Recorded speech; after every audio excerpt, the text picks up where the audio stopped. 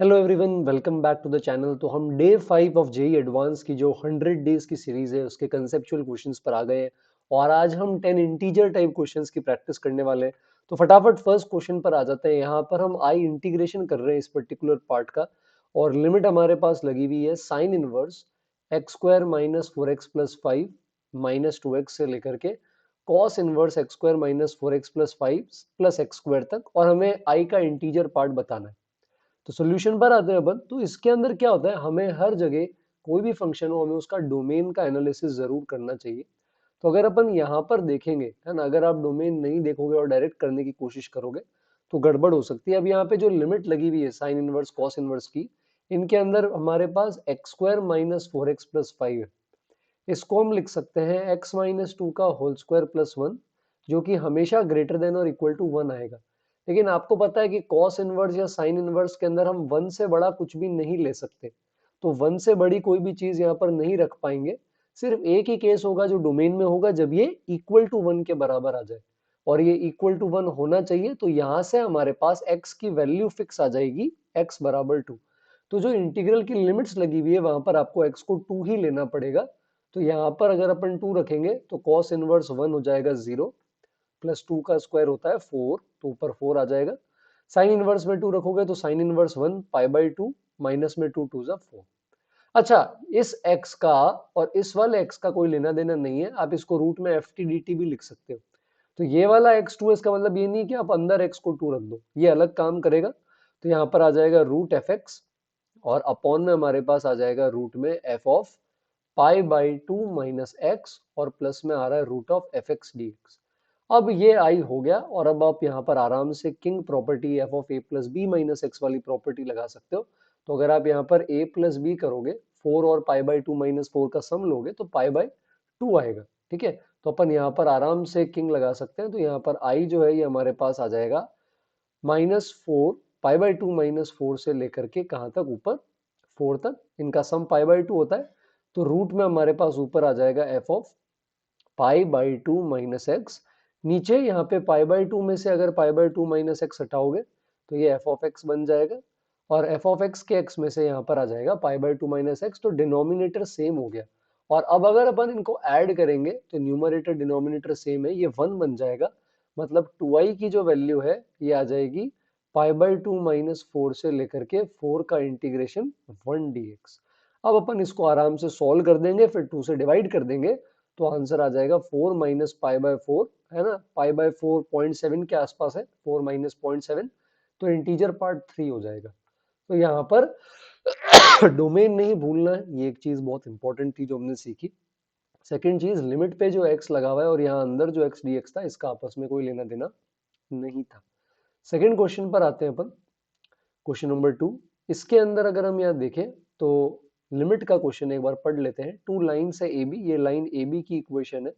इसमें है 0 से 2t का integration sine x by x plus 1 D x into x. X का पूरा ये कोफिशियंट है, प्लस वाई बराबर 3t। ए सी की इक्वेशन है 2tx प्लस वाई 0।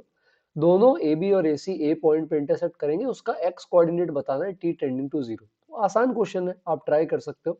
तो इसके अंदर हमें एक्स कोऑर्डिनेट निकालना है, तो दोनों को सब्ट्रैक्ट कर देते हैं, तो y और y कैंसिल हो जाएंगे। तो हमारे पास आ जाएगा 0 से 2t sine x by x plus 1 into D x, minus के अंदर आ जाएगा 2t इंटू एक्स बराबर आ जाएगा 3t। तो यहाँ से हमें जो एक्स कोऑर्डिनेट चाहिए ये आ जाएगा 3t अपॉन 0 से लेकर के 2t, है ना। यहाँ आ जाएगा sine x by x plus 1 dx, और माइनस में 2t। अब अगर अपन यहाँ पे t को 0 भेजेंगे तो ये भी 0 है, ये भी 0 है, 0 से 0 भी 0 है, तो 0 बाई 0 इनडिटर्मिनेट फॉर्म है। LH लॉपिटल लगा लेते हैं। तो ऊपर 3t का डिफरेंशिएशन 3 होगा, नीचे 2t का 2 होगा। और इसका अपन ने लास्ट लेक्चर में जो न्यूटन लेबनिट्स पढ़ा था उससे कर सकते हैं। 2t का 2 होता है, फिर साइन में रख देंगे साइन 2t, अपॉन में आ जाएगा यहाँ पर हमारे पास 2t, और प्लस में हमारे पास 1 है। तो यहाँ पर ये स्टैंडर्ड लिमिट बन जाएगी, है ना, ऐसा, जो कि बन जाएगा 1। तो 1 प्लस 1 2 होता है, 2 2 जा 4 माइनस 2, तो 3/2 आंसर हो गया। अब 3 प्लस 2 p बाई क्यू है, तो p प्लस क्यू पूछा है, वहां से हमारे पास वैल्यू आ जाएगी। तो हमें यहाँ पर बस x कोऑर्डिनेट निकालना था। फिर लिमिट लगाने के लिए LH रूल लगाना था जिसके अंदर न्यूटन लेबनिट्ज फॉर्मूला लग रहा था। सिंपल क्वेश्चन था ये, आई होप आपने किया हो। नेक्स्ट पर आते हैं, ये one of the most favourite question है मेरा, और इसको बताने से पहले आप पहले खुद से ट्राई कर लो। यूट्यूब शॉर्ट्स में भी थोड़े दिन पहले डाला था, मैं वापस बता देता हूँ। मान लो फर्स्ट क्वाड्रेंट के अंदर कोई फंक्शन है आपका ऐसा, ये एफ है, ठीक है। अब मान लो ये है अपना ए, ये है बी, तो ये वाला जो पार्ट होगा नीचे, ये एरिया अंडर द कर्व हो जाएगा, है ना, जिसको अपन कैसे लिखते हैं, एफ एक्स का इंटीग्रेशन ए से बी। अच्छा, ये वैल्यू एफ ऑफ ए हो जाएगी वाई कोऑर्डिनेट पे, बी पे ये वैल्यू एफ ऑफ बी हो जाएगी। और जो चीज आपको वाई एक्सिस एक्स एक्सिस पे एफ ऑफ एक्स दिख रहा है ना, वो जब आप वाई एक्सिस पे देखने जाओगे तो वो एफ इनवर्स दिखेगा। तो ये वाला जो एरिया है अपने पास, ये अब जो मैं शेड कर रहा हूँ, ये बेसिकली एफ ए से एफ बी का इंटीग्रेशन है ना, लिमिट्स के बीच में एफ इनवर्स वाई का, है ना। वाई और डी वाई ये तो वेरिएबल है, आप यहाँ टी डी टी भी लिख सकते हो, यहाँ टी डी टी लिख सकते हो ऐसे। तो इनको अपन और कैसे निकाल सकते हैं, अपन रेक्टेंगल में इसको ब्रेक कर सकते हैं, दो रेक्टेंगल के अंदर। कैसे कि भाई ये बाहर वाला जो रेक्टेंगल है, इसमें से हम अंदर वाले रेक्टेंगल का एरिया सब्ट्रैक्ट कर देंगे तो शेडेड एरिया मिल जाएगा। बाहर वाले का एरिया क्या होगा, बी इंटू एफ बी, और अंदर वाले का एरिया होगा ए इंटू एफ ए, तो ये आ जाता है b f b minus a f a. अब लगता अचानक है, पता नहीं चलता है। 2022 अगर आपने पीवाई क्यू करे हैं डेफिनेट इंटीग्रेशन के जेईई एडवांस के, तो उसमें भी एक सवाल आया था। तो अब यहाँ पर ये कंसेप्ट कैसे लगाना है, देखो एफ एक्स हम यहाँ से नहीं निकाल सकते, पर आप उसके इनवर्स की बात कर सकते हो, है ना। इनवर्स में क्या करते हैं, हमें कोई भी इनवर्स चाहिए होता है तो क्या करते हैं, जैसे एफ एक्स होता है वाई, ये मान लो 2x+3 है, तो आप क्या करते हो, x की वैल्यू y के टर्म्स में निकाल देते हो, है ना, और फिर y जो होता है उसको अपन बाद में x से रिप्लेस कर देते हैं, तो ये जो है अपना ये f इनवर्स आ जाता है। तो ये भी तो वही हो गया, मतलब f ऑफ x y है, तो आपने एक तरह से x को क्या लिख दिया, y के रेस्पेक्ट में लिख दिया, तो ये आपका f इनवर्स हो गया एक तरह से। या आप इसको f मान लो तो ये आपका f इनवर्स हो गया, बात तो सेम ही रहेगी। तो मान लो आपका x इंटू ई की पावर x जी एक्स फंक्शन है, तो ये जो एफ एक्स होगा ये इसका क्या हो जाएगा, जी इनवर्स एक्स हो जाएगा। अब अगर इसमें प्रॉपर्टी लगाना चाहे तो एक्स ई की पावर एक्स फर्स्ट क्वाड्रेंट में पॉजिटिव है, लगा सकते हैं। तो एक्स ई की पावर एक्स का इंटीग्रेशन ए से b plus g inverse x, जो कि एफ ऑफ एक्स है, इसका इंटीग्रेशन एफ ए से एफ बी। तो अब ये जीरो कब आएगा, जब एफ ऑफ ए, ये जीरो कब होगा, जब आप एक्स को जीरो रखोगे। और ये e के बराबर कब होगा, जब आप इसमें x की जगह 1 रखोगे, है ना। तो ये हो गया a से b जी एक्स प्लस यहाँ पर जी ए से g b g inverse x। अब ये क्या हो जाएगा, b इंटू एफ बी, यानी 1 इंटू ई माइनस 0 इंटू 0। अब ये वाली चीज तो आपसे पूछी है, तो आप इस वाले पार्ट को उधर भेज सकते हो। तो आंसर क्या आ जाएगा, 1 इंटू ई होता है ई माइनस 0 से 1 एक्स ई की पावर एक्स। इसको अब आप बाई पार्ट लगाकर सॉल्व कर सकते हैं। तो इसमें जब बाई पार्ट लगाएंगे तो ई की पावर एक्स का इंटीग्रेशन और एक्स का एज इट इज, फिर एक्स का डिफरेंशिएशन और वापस ई की पावर एक्स का इंटीग्रेशन होगा। 0 से 1 अपन लिमिट लगा सकते हैं, 1 पे 0 आएगा और 0 पे आई थिंक वैल्यू 1 आ जाएगी, तो ई माइनस 1 बन जाएगा। इसमें अब अपन 10 माइनस ई ऐड कर देंगे तो आंसर 9 हो जाएगा। अब ये इतनी कॉमन चीज जो आपने आई थिंक पढ़ी भी होगी, ये इसके अंदर सरप्राइजिंगली लग गया। और ये पहचानना कि ये एक्चुअली इनवर्स के फॉर्म में लिखा गया एक्सप्रेशन है, ये इस क्वेश्चन को one of the favourite question बनाता है, इस क्वेश्चन के लिए, इस कंसेप्ट के लिए। तो मजा आया इस क्वेश्चन के अंदर, दोबारा करेंगे आप इसे। फोर्थ पे आते हैं, ये अगेन आसान है, वापस लिमिट्स के कुछ क्वेश्चन आज देखने को मिल रहे हैं। एक्स टेंडिंग टू इन्फिनिटी है, डायरेक्ट इन्फिनिटी रखोगे तो infinity into l n infinity infinity जाएगा, ये भी इन्फिनिटी है, और साइन 1 बाई इन्फिनिटी 0 हो जाएगा, एल एन 0 वापस माइनस इन्फिनिटी जाएगा। तो इन्फिनिटी माइनस इन्फिनिटी जैसी थोड़ी इनडिटर्मिनेट टाइप चीज बन रही है। तो यहाँ पे क्या करेंगे अपन, जैसे यहाँ पे 1/√x है, तो इसको अपन ले लेते हैं t, यानी बेसिकली x को रख रहे हैं 1/t²। तो x इन्फिनिटी है तो t 0 प्लस चला जाएगा, है ना, तो t 0 प्लस जा रहा है। अब रख देते हैं x की जगह 1/t², तो यहाँ पर आ जाएगा 1/t², इधर भी 1/t², कॉमन आ गया। फिर ln के अंदर जो 1/t² होगा, ln 1/t² को अपन क्या लिख सकते हैं, पहले रेसिप्रोकल लेंगे माइनस ln t², फिर वो 2 नीचे आ जाएगा, तो -2 ln t, फिर इधर क्या आ जाएगा 2 टाइम्स। अच्छा, यहाँ साइन के अंदर 1/√x t होगा, तो ये बन जाएगा 2 ln साइन t। तो अपन यहाँ 2 कॉमन ले सकते हैं, फिर ln a बाई बी करेंगे तो sine t by t t, कुछ इस तरह से बन जाएगा और नीचे टी स्क्वायर है। तो अब यहाँ पे साइन का एक्सपेंशन लिख लो। साइन का एक्सपेंशन पता है आपको क्या होता है? साइन का एक्सपेंशन हमारे पास साइन एक्स का x plus x minus x cube by 3 factorial, तो t minus t cube by 3 factorial upon t, है ना। आगे वाले टर्म ज्यादा काम के नहीं होंगे, बहुत छोटे हो जाएंगे। टी से डिवाइड कर दो तो 1 माइनस टी स्क्वायर बाय 6 और नीचे टी स्क्वायर है। तो क्योंकि l n 1 plus x upon x 1 होता है, तो स्टैंडर्ड लिमिट बनाने के लिए अपन क्या कर सकते हैं, यहाँ माइनस टी स्क्वायर बाय 6 चाहिए, तो मैं यहाँ पे माइनस के 1/6 दे देता हूँ इसको इधर, और फिर इसको यहाँ पे भी मल्टीप्लाई कर दूंगा। तो ये वाला पार्ट तो बेटा अपने पास हो जाएगा 1, बचेगा हमारे पास 2/-6। 2/-6 होता है -1/3। अब वो l की जगह रख दोगे तो -2 को -1/3 से डिवाइड करोगे तो 6 आएगा। दिखने में सिंपल है, पर सब्सटीट्यूशन करना, ln साथ लेना, सीरीज लगाना, स्टैंडर्ड लिमिट बनाना, काफी चीजें हम इसमें सीखते हैं। तो सीमिंगली सिंपल क्वेश्चन बहुत सारे कंसेप्ट आपको सिखाएगा लिमिट्स के। ठीक है, 213 पर आते हैं। One of the most logical question है ये। 2 की पावर x प्लस 5 की पावर x बराबर 4 की पावर x प्लस 3 की पावर x के जितने भी रियल पॉसिबल सोल्यूशन है उनका सम निकालना है। 2 की पावर x प्लस 5 की पावर x बराबर e। तो आप ट्राई कर सकते हो इसे, मैं अभी सॉल्यूशन पर आ रहा हूँ। तो बहुत मजेदार क्वेश्चन है ना। जब मैं सॉल्व कर रहा था इन सारे क्वेश्चंस को आज लेक्चर में तो बहुत मजा आया, मुझे भी इसमें टाइम लगा था। तो अगर आपने इसको कर लिया है तो आई थिंक बहुत अच्छी बात है। तो कंसेप्ट क्या लगाने वाले हैं देखो, 5 की पावर x माइनस 4 की पावर x, इसको लिख देते हैं 3 की पावर x माइनस 2 की पावर x। तो सब में क्या है ना, कोई नंबर की पावर x चल रहा है, तो एक फंक्शन लेने का मन कर सकता है आपका कि जैसे f ऑफ t एक फंक्शन ले लेते हैं t की पावर x। तो ये f5 f4 f3 f2 ऐसा बन जाएगा, है ना। अब यहाँ t वेरिएबल है, तो अब यहाँ क्या कर सकते हैं, क्योंकि इनका गैप 1 का है, तो अपन 5 माइनस 4 से और 3 माइनस 2 से डिवाइड कर सकते हैं। क्यों कर सकते हैं, वैल्यू क्यों नहीं चेंज होगी सर? क्योंकि 5 माइनस 4 1 होता है, इसी तरह 3 माइनस 2 भी 1 होता है, 1 से तो डिवाइड करने के पैसे नहीं लगते। अब अगर आप ध्यान से देखोगे बेटा ये, तो ये एक तरह से एलएमवीटी हो गई। भाई ये है क्या, ये है आपका f of 5 minus f of 4 upon 5 minus 4। ये क्या होता है अपना f a minus f b upon a minus b. ये क्या देता है, ये बोलता है कि ये हमें एक ऐसी वैल्यू देगा 4 से 5 के बीच के अंदर, है ना, एक ऐसी वैल्यू देगा एफ डैश की, मतलब 4 से 5 के बीच में मान लो t1 है, तो t1 पे इसका डिफरेंशिएशन एफ डैश सी लिखते हैं जिसे, तो मैं इसे एफ डैश t1 लिख देता हूँ। ऐसे ही सेम ये इस पे एलएमवीटी हो गई कि भाई 2 से 3 के बीच में t2 होगा, वहां पर ये एफ डैश t2 हो जाएगा। मतलब अपना बेसिक काम ये हो गया बेटा, एफ डैश t1 बराबर एफ डैश t2 को सॉल्व करना। अब ये तो आसान है ना यार। एफ डैश कैसे निकालोगे, टी वेरिएबल है, एक्स कांस्टेंट है, तो एक्स टी की पावर एक्स माइनस 1। अब इसमें एक बार अपन t1 रख देते हैं, है ना। t1 t2 बराबर नहीं है, ये बात ध्यान रखना। एक बार अपन इसमें t2 रख देते हैं, तो एक सॉल्यूशन तो देखो डायरेक्ट आ रहा है, x बराबर 0। x बराबर 0 पुट करके आप चेक भी कर सकते हो, 1 प्लस 1 बराबर 1 प्लस 1।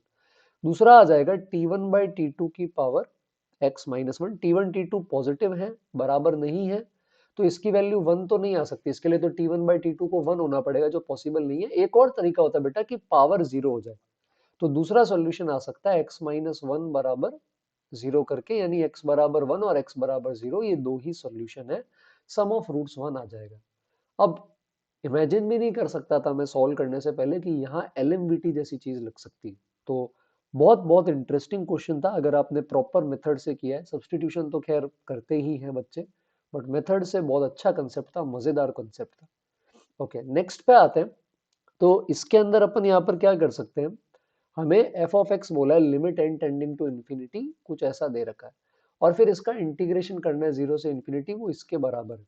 तो इस तरह के जो क्वेश्चन होते हैं इसको अपन बोलते हैं कि ये बिल्ट इन लिमिट्स है। बिल्ट इन लिमिट्स का मतलब कि इंटीग्रेशन जब करेंगे तो ये n जो है, इसकी वजह से फंक्शन की डेफिनेशन चेंज हो जाएगी अलग अलग जगह। क्यों होगी मैं बताता हूँ। अगर मान लो कोई नंबर 1 से बड़ा है और उसकी पावर आप इन्फिनिटी की तरफ भेजते हैं, तो वो इन्फिनिटी की तरफ जाता है। एग्जैक्ट 1 की पावर अगर आप इन्फिनिटी की तरफ भेजेंगे टेंडिंग टुवर्ड्स इन्फिनिटी, 1 कितनी भी बार करोगे 1 रहेगा, और 1 से छोटा फ्रैक्शन में कुछ है अगर उसकी पावर आप इन्फिनिटी की तरफ भेजेंगे तो वो 0 जाता है। वही चीज अब ये यहाँ tan इनवर्स x फेस करेगा। tan इनवर्स x की वैल्यू 1 कब होती है, tan इनवर्स x बराबर 1 कब होता है, ये होता है 1 जब x होता है tan 1। तो x अगर अपन लेस देन tan 1 लेंगे तो tan इनवर्स x की पावर जो n के बराबर जा रही है ये पावर इंफिनिटी पे जीरो चला जाएगा। x बराबर tan 1 लोगे तो इसकी पावर जब आप इंफिनिटी करोगे इसके केस के अंदर इंफिनिटी, तो यहाँ पर ये एग्जैक्ट 1 आएगा और ग्रेटर देन tan 1 वहां से इंफिनिटी के बीच में कोई भी x लोगे tan 1 से इंफिनिटी के बीच में, क्योंकि अपर लिमिट इंफिनिटी है, लोअर हमारी जीरो थी, तो इसके केस के अंदर पावर इंफिनिटी तक जाएगी तो ये इंफिनिटी की तरफ अप्रोच करेगा। तो अब fx के साथ क्या होगा अगर अपन लिमिट लगाएं, क्योंकि पहले लिमिट लगाएंगे फिर इंटीग्रेट करेंगे, तो जीरो से लेकर के tan 1 में, क्योंकि ये tan इनवर्स x वाला पार्ट जीरो बन गया है तो ये सिर्फ cos x हो गया। अच्छा, एक अकेले tan 1 वाले पॉइंट पे भले ही कोई भी वैल्यू आ रही है, यहाँ पे एक पॉइंट पे वैल्यू आने से इंटीग्रेशन पे कोई फर्क नहीं पड़ता, तो हम उसको इग्नोर करके tan 1 से इंफिनिटी की बात करें तो वहां पर डिनोमिनेटर इंफिनिटी जा रहा है तो ये जीरो हो जाएगा, तो ये इंटीग्रेशन तो करना ही नहीं। cos x का इंटीग्रेशन sin x होता है। अब लिमिट लगा लो, sin x के अंदर पहले tan 1 रखोगे तो sin tan 1 आएगा और जीरो रखने पे जीरो आएगा, तो थीटा हो जाएगा 1 के बराबर। तो ये बिल्ट इन लिमिट्स वाला कंसेप्ट जो है फंक्शंस के अंदर, functions with built in limits, ये बहुत इंपॉर्टेंट है। ठीक है, ऐसा विकास गुप्ता के अंदर भी डेफिनेट में एक क्वेश्चन है, वो ई के टर्म्स में आप अगर सॉल्व करेंगे तो आपको जरूर मिलेगा। तो मजेदार क्वेश्चन था। नेक्स्ट वाले पर आते हैं अपन, है ना, सिक्स्थ सेवेंथ वाले इंटीजर पर आते हैं यहाँ पे। तो ये सिंपल है, ये आप कर सकते हो। एफ एक्स कंटिन्यूस है क्लोज जीरो से क्लोज पाई में, बाकी भी कर सकते हो, मैं बता रहा हूँ, आप पॉज करके ट्राई करो। एफ ऑफ पाई बराबर 3 दे रखा है और ये इंटीग्रेशन 7 है। इंटीग्रेशन किसका है? जीरो से लेकर के pi by two F of 2x plus F double dash 2x, और बाहर ब्रैकेट के होल में मल्टीप्लाई में साइन 2x है, वैल्यू 7 है, f0 पूछा है। तो इस तरह के क्वेश्चन में अपन क्या करते हैं बेटा, बाय पार्ट लगाते हैं। तो ऐसी चीज जो आपको नहीं पता होती है वो कई बार कैंसल आउट हो जाती है।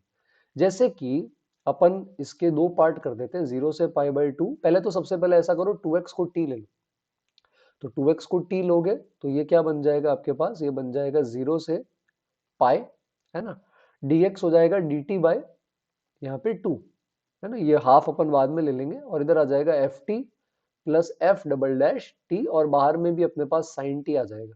तो मैं पहले यहाँ पे जीरो से पाए एफ टी साइन टी की बात कर रहा हूँ, मैं इसमें बाय पार्ट लगाता हूँ ताकि एफ डबल डैश का कुछ हो सके। तो साइन का इंटीग्रेशन करते हैं, ये हो जाएगा minus cos f t as it is, zero से पाई इसकी लिमिट है, बाद में रखेंगे। माइनस माइनस प्लस हो जाएगा कॉस टी, और एफ टी का डिफरेंशिएशन एफ डैश टी। पर अब तो एफ डैश टी आ गया सर, क्या करें? कोई नहीं, घबराओ मत, एक बार और बाय पार्ट लगा दो इसमें। तो cos t का इंटीग्रेशन हो जाएगा sin t, साथ में f डैश टी, इस पे भी अपन लिमिट लगाएंगे जीरो से पाई। माइनस के अंदर हमारे पास क्या आ जाएगा, इसका differentiation f double dash t sin t as it is. अब फायदा क्या हुआ, जीरो से pi f double dash t sin t यहाँ पे ऑलरेडी पड़ा था प्लस का, उससे ये कैंसिल हो जाएगा, और बाहर हाफ तो बाद में अल्टीमेटली लास्ट में मल्टीप्लाई करेंगे, इसकी वैल्यू 7 के बराबर है। तो अब लिमिट रखते हैं अपन, तो पाई अगर यहाँ रखेंगे तो minus cos pi minus one होता है, माइनस माइनस वन हो जाएगा, और एफ ऑफ पाई अपने पास 3 है। फिर जीरो रख देंगे, तो जीरो पे एफ ऑफ जीरो हमें पता नहीं है, कॉस जीरो 1 होता है और माइनस लगा हुआ है, तो ऐसा आ जाएगा हमारे पास, है ना, बाहर एक हाफ है वो भूलना नहीं, कुछ ऐसा। और इधर अगर आप रखोगे तो sine pi zero sine zero zero, ये खत्म हो जाएगा, इसकी वैल्यू 7 है। अब अपन यहाँ से इसको आराम से फाइंड आउट कर सकते हैं। तो कई बार एक दो बार बाय पार्ट लगाने से चीजें थोड़ी आसान हो जाती है, बस चमकने भर की देर होती है, वो प्रैक्टिस से हो जाएगा। ठीक है, नेक्स्ट आते हैं अपन एट्थ इंटीजर टाइप पे। बहुत प्यारा सवाल है बट डिफिकल्ट नहीं है, आसान है, कर सकते हो, ट्राई करो पॉज करके। मोनोटोनिक फंक्शन है, मोनोटोनिक मतलब हमेशा या तो इंक्रीजिंग या डिक्रीजिंग, डिफरेंशिएबल है तो कहीं डिफरेंशिएशन में प्रॉब्लम नहीं है। f1 बराबर 1 है तो इसके सॉल्यूशन कितने होंगे? तो अपन क्या करते हैं, अपन लेफ्ट साइड का ग्राफ बनाते हैं, अपन राइट साइड का ग्राफ बनाते हैं, कहां से कहां, इस डोमेन में क्लोज्ड वन से इंफिनिटी, और देख लेते हैं कितने पॉइंट पे टच कट इंटरसेक्ट कर रहे हैं। तो राइट साइड का ग्राफ पहले बनाते हैं। तो राइट साइड को अपन यहाँ पे कैसे लिख सकते हैं, अपन राइट साइड को यहाँ पे लिख सकते हैं 1 upon x minus one whole square plus one. इसकी वैल्यू 1 पे 1 के बराबर होगी, इसके आगे जाएंगे तो डिनोमिनेटर बढ़ता जाएगा, वैल्यू कम होती जाएगी, और इनफाइनाइट पे ओपन जीरो आ जाएगी। तो ये कुछ ऐसा बन रहा है, ये आरएचएस का ग्राफ है। ये हालांकि इधर भी बनेगा पीछे, पर जरूरत नहीं है क्योंकि हमें डोमेन जो है वो क्लोज वन से इन्फिनिटी में चेक करना है। अब एफ ऑफ एक्स का ग्राफ बनाते हैं, वन के आगे तो पहले वन पे वैल्यू निकाल लो, वन रखोगे तो एफ ऑफ वन क्या आ जाएगा, एफ वन की वैल्यू वन है, तो ये 1 बन जाएगा और फिर ये f1 भी 1 आ जाएगा। मतलब अगर अपन f(f(x) का ग्राफ यहाँ पर बनाने की कोशिश करें तो इसकी भी 1 पे वैल्यू 1 है, तो ये तो एक कॉमन रूट हो गया दोनों का, दोनों ही 1 पे 1 है। आगे कैसे जाएगा उसके लिए डिफरेंशिएशन करेंगे तो चेन रूल से आएगा f dash fx into f dash x। अब क्योंकि ये मोनोटोनिक है तो या तो f डैश पॉजिटिव होगा या नेगेटिव होगा। तो अगर f डैश पॉजिटिव है तो फिर पॉजिटिव इंटू पॉजिटिव पॉजिटिव आएगा, और नेगेटिव है तो नेगेटिव इंटू नेगेटिव भी पॉजिटिव आएगा। मतलब ये f(f(x) क्या करेगा, लगातार इंक्रीज करेगा। तो रेड वाला बढ़ रहा है, ग्रीन वाला कम हो रहा है, शुरुआत सेम जगह से हुई थी, इसलिए एक ही सॉल्यूशन आएगा x बराबर 1। तो मजेदार क्वेश्चन था, आई गेस आपको भी थोड़ा मजा आया होगा अगर आपने खुद से ट्राई किया था। ठीक है, 9th वाले इंटीजर पार्ट पर आ जाते हैं। इसके अंदर अपन मॉड खोलने की थोड़ी सी प्रैक्टिस करेंगे। मैक्सिमम वैल्यू बतानी है, उसके लिए केसेस लेने पड़ेंगे, तो जब भी मॉड होता है ये अपन केसेस बना सकते हैं, है ना। तो ये मुश्किल नहीं है, पर हाँ केसेस आपको अच्छे से बनाने पड़ेंगे। तो जैसे ये दो मॉड है तो अपन क्या लेंगे, जैसे ये -8 पे डेफिनेशन चेंज करता है, ये 4 पे करता है, तो अपन केसेस बना लेते हैं। सबसे पहला केस बनाएंगे अपन कौन सा, कि भाई हमारा x जो है ये -8 से छोटा है। अच्छा, डिनोमिनेटर जीरो नहीं होगा क्योंकि ये भी पॉजिटिव है ये भी पॉजिटिव है, तो डोमेन में ऑल रियल नंबर्स है। x लेस देन -8 पे दोनों ही नेगेटिव खुलेंगे, तो ये वाला बन जाएगा 1/5 माइनस एक्स, दूसरा वाला बन जाएगा -x -8 प्लस 1। तो आई थिंक ऐसा कुछ आएगा। अब बात यह है कि अगर अपन इसका डिफरेंशिएशन करेंगे चेन रूल से तो माइनस माइनस प्लस होगा, आप करके देखना। तो आप जब इसका डिफरेंशिएशन करेंगे तो आपके पास ऐसा आएगा जो कि पॉजिटिव है। मतलब इसका जो ग्राफ होगा वो धीरे धीरे क्या करेगा, इंक्रीज करेगा। जैसे माइनस इन्फिनिटी का मॉड यहाँ रखोगे तो 1/इंफिनिटी पे वैल्यू 0 प्लस आ रही है ना, और वहां से ये धीरे धीरे क्या कर रहा है, बढ़ रहा है। और बढ़ते बढ़ते बढ़ते -8 पे इसकी वैल्यू निकाल लेते हैं। -8 रख रहे हैं तो हमारे पास क्या आ रहा है, 1/13 और 1/1, तो आई थिंक 14/13 आ रहा है यहाँ पे ऐसा। और मॉड कंटिन्यूस होता है तो ब्रेक नहीं करेगा। अब आगे वाला ग्राफ कैसा होगा, -8 से 4 पे वापस डेफिनेशन चेंज होगी। तो अपन यहाँ पे -8 से 4 वाला हिस्सा ले रहे हैं बेटा। उसमें फर्स्ट वाला जो है वो तो अभी भी नेगेटिव खुलेगा, लेकिन जो सेकंड वाला है इसके केस के अंदर वो अब इस बार पॉजिटिव खुलेगा। ऐसा कुछ इस तरह से बनेगा। अब यहाँ भी आप डिफरेंशिएशन करके देख सकते हो, तो आपको कुछ ऐसा यहाँ पे मिलने लगेगा अगर आप डिफरेंशिएशन करने की कोशिश करेंगे। तो आप एलसीएम लेंगे, ऊपर x+9 का स्क्वायर है ना, माइनस में आ जाएगा x-5 का होल स्क्वायर। ठीक है, तो उसके केस के अंदर आई थिंक x बराबर -2 पे वो 0 हो रहा है। तो -2 पे देख सकते हैं अपन, वो कैंडिडेट हो सकता है मैक्सिमा मिनिमा का। तो एक तो एंड पॉइंट पे वैल्यू निकाल लेते हैं, उस पे एंड पॉइंट पे इधर भी आई थिंक वही आएगी 14/13, आप एक बार कैलकुलेट करना। और यहाँ -2 पे अगर आप निकालोगे, सिमेट्रिकल बन रहा है थोड़ा सा ग्राफ, तो -2 पे ये आ जाएगा 1/7, और ये 1/7 2/7। 2/7 छोटा होता है, मतलब यहाँ डिक्रीज किया फिर इंक्रीज कर गया। डिफरेंशिएशन से देख सकते हैं। आगे वापस अगर आप लोगे third case x greater than equal to 4 वाला, ग्रेटर देन 4 वाला, तो वहां पे 1/x-3 1/x+9, इसका डिफरेंशिएशन जब आप करेंगे तो इसका डिफरेंशिएशन यहाँ पे चेन रूल से करने पे होल स्क्वायर के आगे नेगेटिव साइन आएगा, तो मतलब अब ये वापस डिक्रीज करेगा इन्फिनिटी पे टेंडिंग टू 0। तो ग्राफ से आप मिनिमम वैल्यू तो देख सकते हो, 0 प्लस आ रही हो तो पता नहीं, लोकल मिनिमम -2 पे आएगा, लोकल मैक्सिमा -8 और 4 पे आ रहा है, और वहीं पे 14/13 मैक्सिमम वैल्यू ले रहा है। तो 14/13 हमारा p/q है और इसका डिफरेंस 1 आ जाएगा। तो आई होप ग्राफ की डिफरेंशिएशन भी क्या, फंक्शन तो वैसे देखो डिफरेंशिएबल नहीं है -8 4 पे, पर आप पीस वाइज अलग अलग डिफरेंशिएट करके कंटिन्यूटी देखकर अलग अलग इंटरवल में ग्राफ बना के कंबाइन कर सकते हो। आई होप आपको इस प्रॉब्लम से मॉड के बारे में काफी कुछ रिवाइज करने को आई थिंक मिला होगा। आज के लास्ट क्वेश्चन पर आ जाते हैं बेटा, और लास्ट के लिए बहुत प्यारा क्वेश्चन रखा है, तो आप ट्राई करोगे तो मजा आएगा। ये आज का one of the most favourite है, जो पीछे गया था उसके बाद सेकंड नंबर पे बोल सकते हैं। तो आपको इसका इंटीग्रेशन करना है, आप कैसे करें, तो अगर आप डायरेक्टली सोचोगे तो नहीं चमकेगा, है ना। तो अब इसमें ध्यान से देखो, आपको याद होगा आप जब इक्वेशंस करते थे a sin x plus b cos x, तो आप यहाँ पे क्या करते थे, √(a² + b² से डिवाइड और मल्टीप्लाई, याद आया आपको। बस कुछ वैसा ही अपन यहाँ करने वाले हैं। बस उससे पहले एक बात का ध्यान रख लो, जैसे mod sin x mod cos x का टाइम पीरियड पाई है, इसका भी पाई होगा। आप cos और sin में पाई प्लस x रखोगे तो minus sine x minus cos x बनेगा, पर मॉड लगा हुआ है, फर्क नहीं पड़ेगा। तो आप इसको लिख सकते हो 4 टाइम्स 0 से पाई ln। अब मेरी वही बात जो मैं आपको कह रहा था, मैं कह रहा था कि a है 13, बी है 3√3, 13 का स्क्वायर होता है 169, 3√3 का स्क्वायर होता है 27, 169 और 27 ऐड करने पर ये आता है, इसका रूट 14 होता है। तो अपन यहाँ 14 से डिवाइड करेंगे और 14 से मल्टीप्लाई कर देंगे। अब मल्टीप्लाई करोगे तो लॉग टूट जाता है प्लस में, पता है आपको? तो अपॉन 14 किया तो यहाँ पे आप प्लस में ln 14 कर सकते हो। ये बात ठीक है, क्योंकि लॉग में मल्टीप्लाई होता है ना, तो 14 14 कट जाएगा, बात तो वही रहेगी। अब ये करने का क्या फायदा है, तो ये तो डायरेक्ट आ गया पाई इंटू ln 14, ये तो अलग हो गया, 4 से लास्ट में मल्टीप्लाई करेंगे। इधर क्या होगा, ये और मजेदार चीज है, डेफिनेट इंटीग्रेशन से आपको प्यार हो जाएगा। मैं cos अल्फा को 13/14 और sin अल्फा को 3√3/14 ले सकता हूँ। ट्राइंगल अगर आप बनाएंगे ऐसा वाला, तो ये आप अगर अल्फा लेते हो तो साइन अल्फा हो जाएगा ये, है ना, और ये हो जाएगा cos alpha. Right angle triangle है, पाइथागोरस लगाओ, तो ये sin x प्लस अल्फा बनेगा। अब क्योंकि sin x plus alpha mod के अंदर पीरियड 0 से पाई ही है, तो आप इसके अंदर ln mod sin x integrate करो या ln sin x plus alpha, shifted होगा तब भी बात सेम ही रहेगी। मतलब कि आप x प्लस अल्फा को जैसे t ले लो, तो ये अल्फा से pi plus alpha ln mod sin t dt आ जाएगा। लेकिन अपन ने प्रॉपर्टी पढ़ी है कि अल्फा से time period plus alpha integrate करते हैं तो अल्फा का कोई रोल नहीं रहता। मतलब 0 से पाए ln mod sin t कर रहे हो, sin pi minus T sin t same है, तो क्वीन प्रॉपर्टी लगा सकते हैं, तो लिमिट आधी हो जाएगी और ये डबल हो जाएगा, और ये 0 से π/2 में अब आप मॉड हटा सकते हो, और ये रिजल्ट अपन याद रखते हैं बेटा, ये होता है -π/2 ln2, और इनटू में 2 है तो ये -π ln2 आ जाएगा। तो पाई ln14 minus pi ln2, pi common, ln14 minus ln2 ln7, और भूलना मत बाहर 4 है। तो ये आपका इंटीग्रेशन का आंसर हो गया, जो k की जगह रखेंगे तो ये आ जाएगा 4π ln7, नीचे है पाई, अच्छा लॉग को नीचे भेज दो रेसिप्रोकल थ्योरम से, बेस ई बन जाएगा और √7 इधर आ जाएगा, तो पाई गया।